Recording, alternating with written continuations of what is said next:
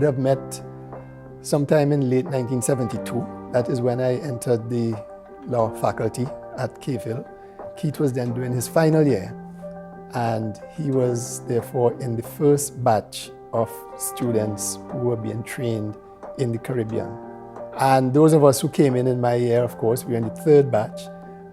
We naturally looked up to those who were the pioneers in the first batch. I think when we first came out, and they would have borne the brunt of it, there was a skepticism about how well trained they may have been, because everybody thought that British training was the gold standard.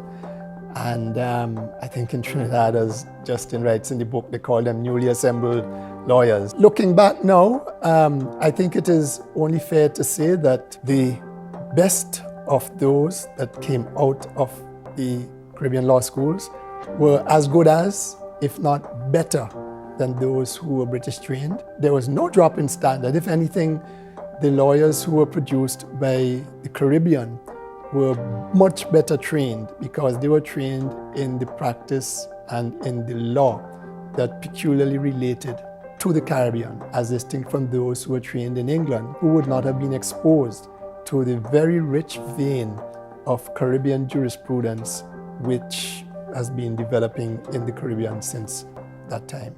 Keith was the kind of person who always strategized to ensure that excellent results were obtained. His appreciation of the need to develop our Caribbean jurisprudence.